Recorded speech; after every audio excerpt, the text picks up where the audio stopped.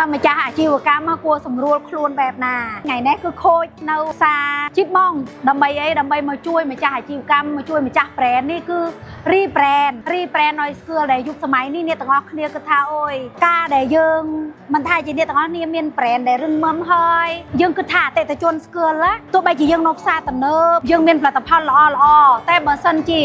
ម្ចាស់អាជីវកម្មអត់មកសាងនូវគុណតម្លៃខ្លួនឯងអាចមកបង្ហាញអ្វីដែលលើសពីផលិតផលដែលមកលក់ឲ្យអតិថិជនណាក៏អតិថិជនអត់ស្គាល់ដែរហើយចំណុចកន្លែងនេះឯងដែលខូចថាភាគច្រើនណាម្ចាស់អាជីវកម្មយើងគឺយើងធ្វើប៉ាយយើងធ្វើ logo យើងចង់មកយើងចង់នំស្នើដែល brand មួយដែលល្អបំផុតតែនៅពេលដែលយើងមិនដឹងថាធ្វើម៉េចឲ្យប្រាប់តដល់អតិថិជនណាអត់ដឹងថាប្រាប់តឲ្យអតិថិជនគេស្គាល់យើងណានេះដែលទាំងអស់គ្នាឃើញហើយថាជីបម៉ងផ្សារដែលល្បីមែនទែនតែដែលខូចនំពេញនេះដឹងអត់គេអត់ស្គាល់ជីបម៉ងគេស្គាល់ជីបម៉ងទេនេះ brand ដែលល្បីហើយនៅតែមិនទាន់ល្បីដល់មនុស្សភាគច្រើនបានស្គាល់អញ្ចឹងក៏ថ្ងៃនេះក៏ខូចមានឱកាសមែនទែនដែលខូចបានមក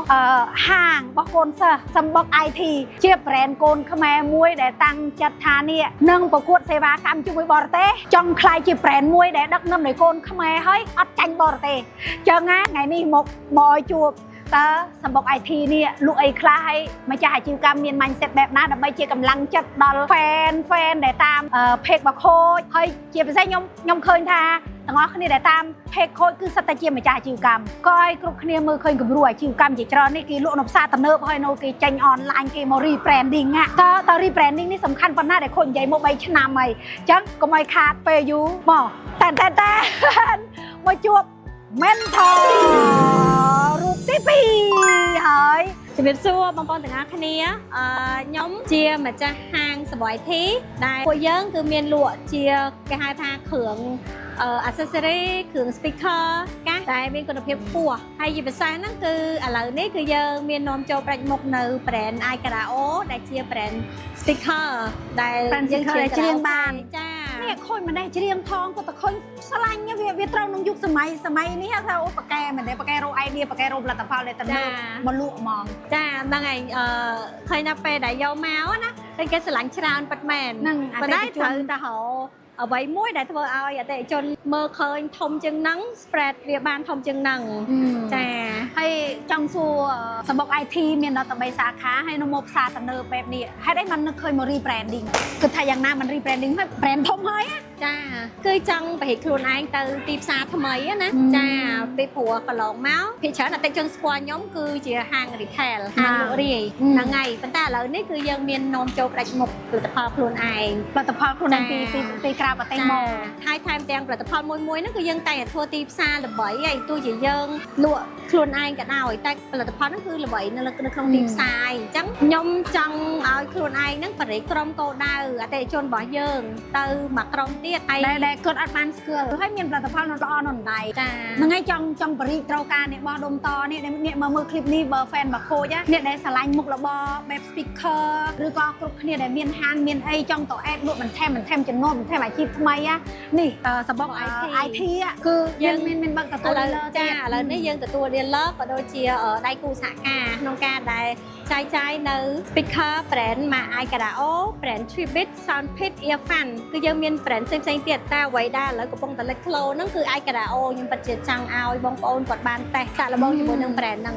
ងហើយនេះជាចំណុចលេចធ្លោហើយគឺជាគំរូម្ចាស់អាជីវកម្មនេះ brand មិនទើប start up ទេណាហើយនេះអញគឺគិតថាដែលឲ្យលៀបមកនិយាយនេះគឺដើម្បីឲ្យជាកម្លាំងចិត្តដល់បងប្អូនដែលទើបចាប់ផ្ដើម start up ដែរនេះសូម្បីតែ brand ធំហើយគេធ្វើទីផ្សារសូម្បីតែ brand ធំហើយលើកមកបង្ហាញខ្លួនឯងchứបើមិនលើកបង្ហាញខ្លួនឯងគេអត់ដឹងហ្នឹងiCarao នេះមើលសូម្បីតែខូចទៅមិនស្គាល់ដែរមកចាទៅស្គាល់អញ្ចឹងបងប្អូនកុំគិតថាអូយខ្លួនឯងបែបនេះខ្លួនឯងបែបនោះណាចង់ផ្ដាំអីទៅដល់ fan របស់ខូចសម្រាប់ខ្ញុំចង់លើកទឹកចិត្តឲ្យដល់បងដែលជាម្ចាស់អាជីវកម្មក៏ដូចជាអ្នកដែលចង់គេហៅថា personal branding ណាជួបជាមួយខូចខ្ញុំមានអារម្មណ៍មួយថា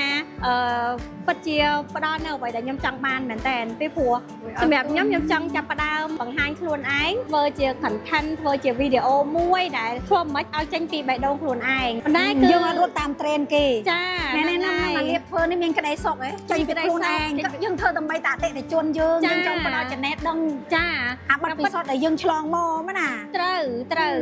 ដោយសារតែកន្លែងនេះគឺខ្ញុំចង់បែបហ្នឹងតែនៅពេលដែលធ្វើវាអត់បានចេញបែបហ្នឹងតែដល់ពេលមានខូចគឺ ជួយខ្ញុំឲ្យគេហៅថា flow ចេញពីអ្វីដែលក្នុងខ្លួនរបស់ខ្ញុំពិតប្រាកដហើយនឹងចេញពីអ្វីដែលខ្ញុំចង់ចែកម្លែកទៅកាន់គេហៅថាអ្នកមើលក៏ដូចជាអតិថិជនរបស់ខ្ញុំពិតប្រាកដសម្រាប់បងប្អូនដែលអត់ទាន់ចាប់ផ្ដើមណាជឿខ្ញុំមួយអត់ពិបាកទេពេលព្រោះសម្បីតែបងស្រីត្បាល់ខ្មែរគាត់ប្រាប់ខ្ញុំដែរថាអត់ពិបាកទេពេលព្រោះខូចគាត់មានលក្ខណៈពិសេសខុសពីអ្វីដែលខ្ញុំធ្លាប់ជួបពីមុនមកណាគឺគាត់នាំឲ្យយើងចេញពីបេះដូងរបស់យើងហើយមួយទៀតពេលខ្លះទម្លាប់ដដែលរបស់យើងទម្លាប់និយាយដដែលរបស់យើងហ្នឹងគឺខូចជួយកែប្រែជួយគេហៅថាតម្រង់ទិសណាធ្វើមិនខ្មិចឲ្យយើងទៅដល់គោលដៅទៅដល់អតិជនគោលដៅអ្នកគោលដៅមើលរបស់យើងឲ្យបានច្បាស់លាស់ដែលកាលពីមុនមកចិត្តយើងចង់បានបែបនេះប៉ុន្តែដល់ពេលដែលយើងធ្វើទៅបែបនោះដែលគេហៅថាខុសពីគោលដៅដែលយើងចង់បានប្រកបជាមួយនឹងសកម្មភាពរបស់យើងណាអាចនិយាយបានថាខ្ញុំសប្បាយចិត្តមែនតើខ្ញុំបានជួបខូចដែលនាំខ្ញុំឲ្យខ្ញុំគេហៅថាជួយតម្រង់ទិសខ្ញុំណាតម្រង់ទិសដៅរបស់ខ្ញុំហ្នឹងឲ្យធ្វើដំណើរទៅដល់គោលដៅដែលខ្ញុំចង់បានពិតប្រាកដអូខេហើយក៏ជឿថា brand មួយនេះកាន់តែរីកចម្រើននៅស្រុកខ្មែរហើយនេះខ្លួនទូចបេះដូងធំចាហើយក៏ជូនពរលៀបឲ្យចាំមើលភាពរីកចម្រើនរបស់លៀបទាំងអស់គ្នាអរគុណទាំងអស់គ្នាបាយបាយ